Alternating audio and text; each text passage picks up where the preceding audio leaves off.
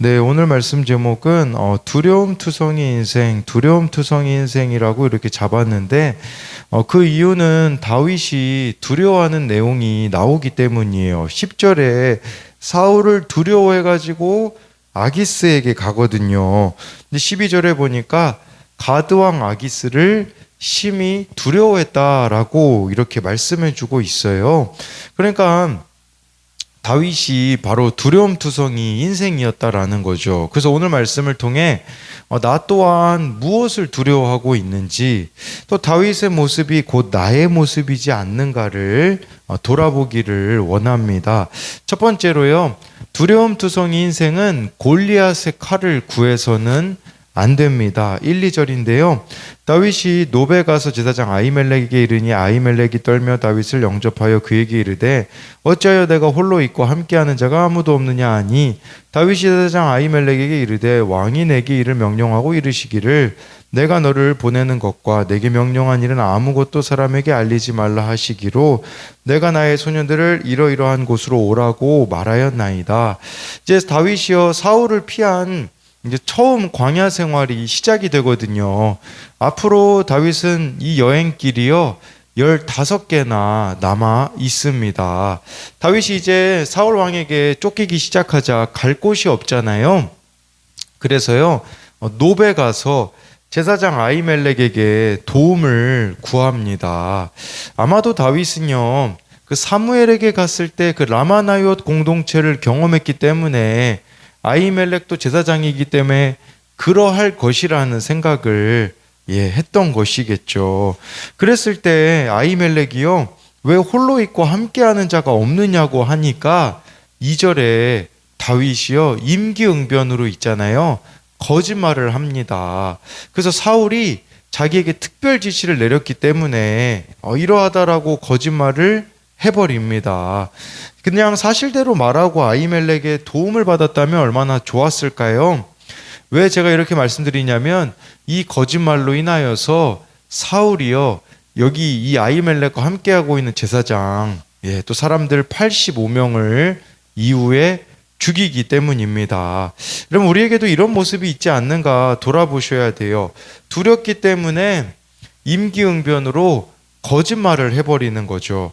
순간의 위기를 모면하기 위해 거짓말을 해버릴 때 그것은 더 큰 두려움을 가지고 올 거라는 것을 알아야 합니다.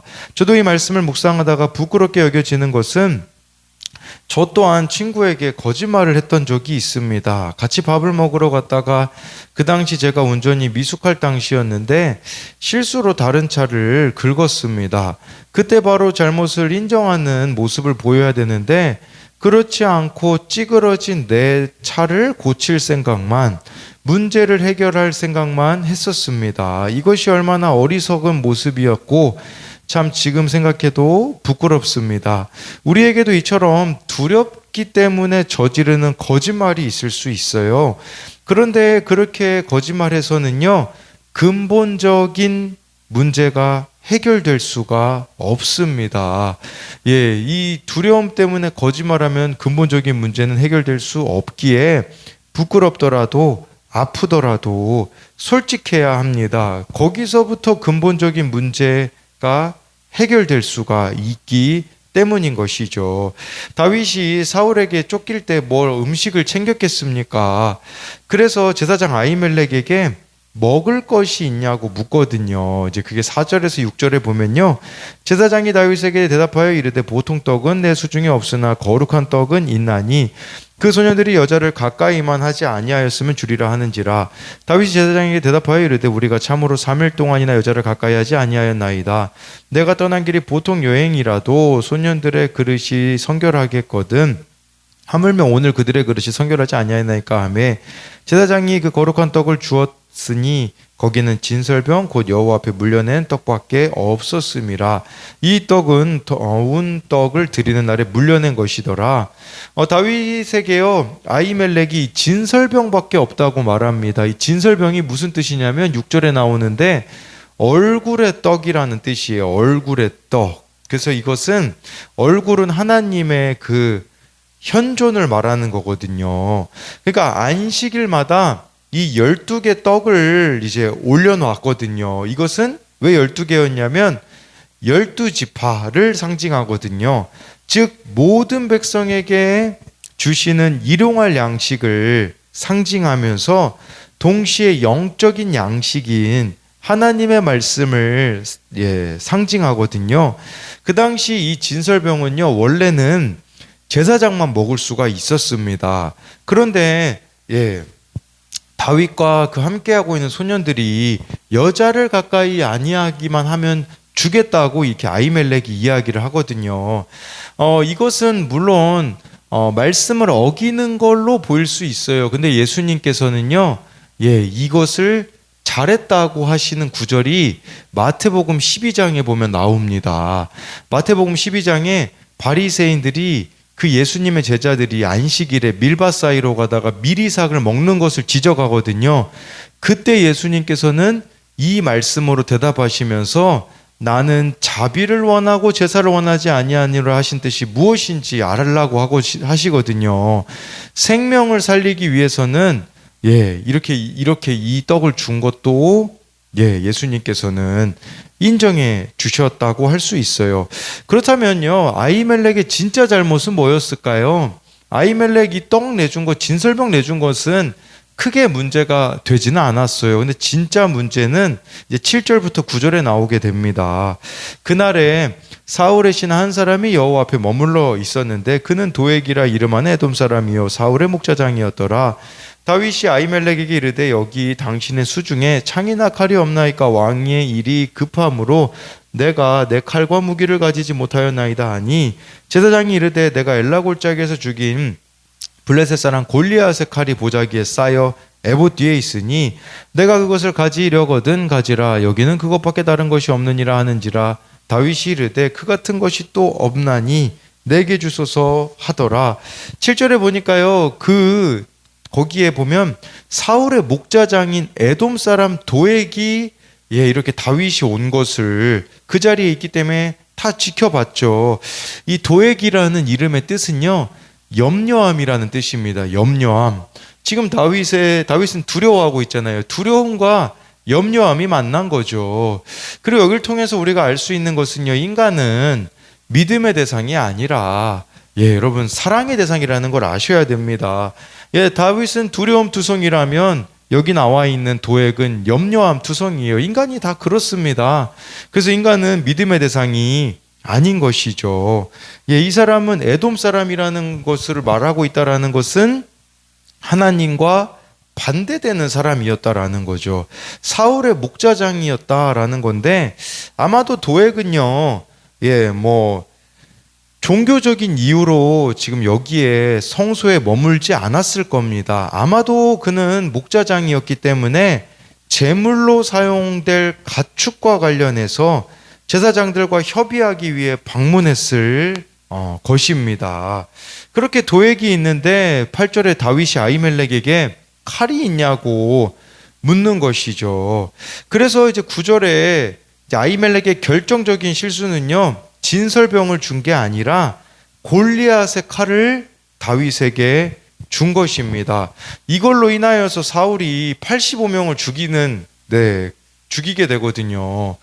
칼만 안 내어줬어도 이런 일이 없었을 거라는 거죠. 이 골리앗의 칼은요, 이미 예루살렘에서 바쳐진 것이거든요. 다윗의 공이 크다고 할지라도 그 칼을 다시 주어서는 안 되는 것이었다라는 거죠. 아히멜렉을 통해서 알 수 있는 것은 무엇입니까? 물론 이 85명이 죽는 것은 아히멜렉이 그 엘리의 후손이잖아요. 그러니까 엘리 집안에 대한 심판이 이루어졌다라는 의미도 있을 수 있겠지만 아히멜렉은요, 분별력이 없었다라는 것을 보여주는 겁니다. 다윗에게 이 골리앗의 칼을 내주는 것은 그를 완전히 망하게 하는 길이었다라는 거죠. 칼을 줄 수 없다고 말하는 것이 이 정말 아히멜렉의 제사장으로서 올바른 처방이었다라는 겁니다. 그렇지만 결국에는 이렇게 칼을 내주고 마른 것이죠. 여러분, 우리에게도요, 이렇게 골리앗의 칼을 내가 구하고 있는 것은 무엇이 있는가를 한번 생각해 보셔야 돼요. 골리앗의 칼이라고 한다라는 것은요, 바로 여러분 이 골리앗의 칼로 우리가 승부를 보려고 하거든요. 세상에서의 스펙, 인맥, 좋은 직장, 학벌, 이런 것들로 두려움의 문제를 우리들은 해결하려고 합니다. 그런데 진짜 우리가 가져야 될 검이 있습니다. 그것이 무엇이냐면 히브리서 4장 12, 13절 말씀에 이렇게 나와요. 하나님의 말씀은 살아있고 활력이 있어 좌우의 날선 어떤 검보다도 예리하여 혼과 연과 및 관절과 골수를 찔러 쪼개기까지 하며 또 마음의 생각과 뜻을 판단하니 지으신 것이 하나도 그 앞에 나타나지 않음이 없고 우리의 결산을 받으실 이의 눈앞에 만물이 벌거벗은 것 같이 드러나느니라. 다윗에게 진정으로 필요했던 것은 무엇입니까? 바로 골리앗의 칼이 아니라 말씀의 검이었다라는 겁니다. 여러분, 우리들에게도 필요한 것이요, 말씀의 검이에요. 이 말씀의 검을 가지고 하나하나 분별해가며 결정해 가야 된다라는 것이에요. 그러면 여러분 안에 있는 염려와 두려움이 사라질 수가 있다라는 것입니다. 그래서 이것에 대한 두 가지 적용 질문은요, 혹시 두려움 때문에 거짓말을 한 적이 있습니까? 그것이 오히려 더 큰 두려움을 낳은 적이 있습니까? 지금 다윗이 아히멜렉에게 거짓말한 걸 가지고 만든 적용 질문이고요. 또 한 가지는요, 내가 두려워하는 일은 무엇입니까? 그 두려움을 극복하기 위해 어떤 무기를 구하고 있습니까? 골리앗의 칼입니까? 말씀의 검입니까? 이 두려움을 인간적인 방식으로 해결하려고 하느냐, 아니면 하나님의 방식으로 해결하려고 하느냐를 묻는 질문입니다. 두 번째로요, 두려움투성이 인생은 가지 말아야 할 곳에 가면 안 됩니다. 10절 11절인데요. 그날에 다윗이 사울을 두려워하여 일어나 도망하여 가드왕 아기스에게로 가니 아기스의 신하들이 아기스에게 말하되 이는 그 땅의 왕 다윗이 아니니까 무리가 춤추며 이 사람의 일을 노래하여 이르되 사울이 죽인 자는 천천히요 다윗은 만만이라 하지 아니하였나이까 한지라 라고 이렇게 말씀해 주고 있는데요. 다윗은요 이제 인간적인 계산기가 작동되기 시작했습니다. 아히멜렉을 만났던 곳은 그 지역 이름이 노비라고 했거든요. 이 노비라는 곳은 사울이 있는 기브아랑 멀지 않은 곳이었어요. 그러니까 이 다윗이 인간적으로 생각해 봤을 때 멀리 도망가려면 어디 가야 될까를 생각했던 것 같아요. 하나님께 물어보질 않아요. 그래서 어디로 가냐면 자기 생각에는 그러면 멀리 도망가면 이제 이스라엘과 블레셋이 원수였으니까 블레셋으로 도망가면 되겠다 싶어가지고요. 가드왕 아기스에게로 갑니다. 여러분 근데 이게요 한 45km 떨어진 곳이라고 하더라고요. 노베서부터. 근데 이게 얼마나 어리석은 계산인지 몰라요. 왜 그럽니까? 이 가드가 어딘 줄 아십니까? 골리앗의 고향입니다.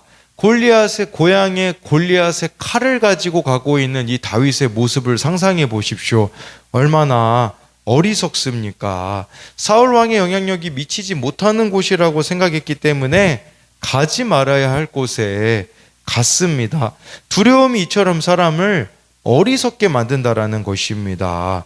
그래서 우리가 두렵게 되면요 이렇게 막 분별력을 상실하고 막 결정하는 것들이 있어요. 근데 그것은 더 큰 두려움을 낳을 뿐이라는 거죠. 이때일수록 정말 말씀에 묻고 공동체에 묻고 어떤 결정이든 함부로 내려서는 안 된다라는 것이에요. 11절에요. 아기스의 신하들이요. 이미 다윗을 알고 있어요.